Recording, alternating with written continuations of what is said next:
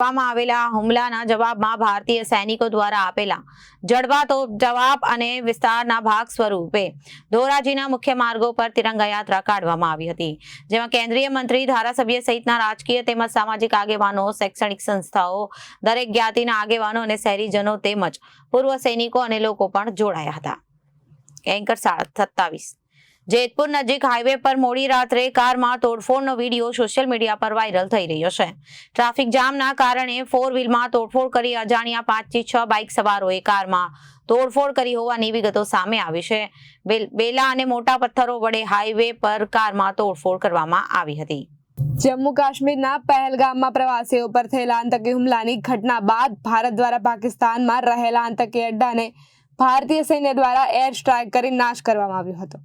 ભારતીય સેનાએ હાથ ધરેલા ઓપરેશન સિંદૂરની સફળતાની ઉજવણી તેમજ સેનાના શૌર્ય પ્રદર્શનની શૂરવીરતા અને દેશના સ્વાભિમાનના સન્માનમાં રાજ્યના વિવિધ શહેરોમાં તિરંગા યાત્રા યોજવામાં આવી છે। ત્યારે ધોરાજી શહેરના નગરજનોએ રાષ્ટ્રપ્રેમ વ્યક્ત કરવા એક ભવ્ય તિરંગા યાત્રાનું આયોજન કર્યું હતું।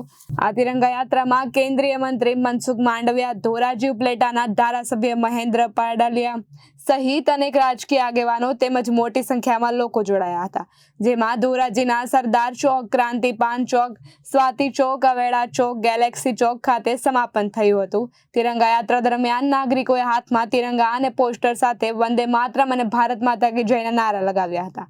યાત્રામાં જોડાયેલા નાગરિકોએ દેશભક્તિની ભાવના સાથે ભારતીય સેનાના પરાક્રમને બિરદાવ્યું હતું। સમગ્ર દેશમાં ત્રિરંગા યાત્રાના માધ્યમથી દેશના પ્રધાનમંત્રી શ્રી મોદીજી સફળ સિંદૂર ઓપરેશન કરીને દેશની અંદર આતંકવાદી પ્રવૃત્તિ કરનાર લોકોને, એમને પનાહ આપનાર લોકોને જડબાતોડ જવાબ આપ્યો છે। સમગ્ર દેશમાં પ્રધાનમંત્રીજીને ના સમર્થનમાં દેશની સેનાને બિરદાવવા માટે ત્રિરંગા યાત્રાનું આયોજન થઈ રહ્યું છે। આજે ધોરાજી ખાતે પણ ત્રિરંગા યાત્રાની અંદર મારે ઉપસ્થિત રહેવાનો અવસર થયો। મોટી સંખ્યાની અંદર યુવાનો, વૃદ્ધો, બહેનો અને માજી સૈનિકો ઉપસ્થિત રહ્યા। મેં જનતાનો જુસ્સો જોયો, જનતાનો ઉત્સાહ જોયો। દેશની સેનાના પરાક્રમને બિરદાવવા માટે દેશની જનતા હંમેશા સેનાની સાથે રહી છે, સરકારની સાથે રહી છે। સફળ સિંદૂર ઓપરેશન કરવા બદલ દેશના પ્રધાનમંત્રી શ્રી મોદીજી અને દેશની સેનાને હું અભિનંદન પાઠવું છું।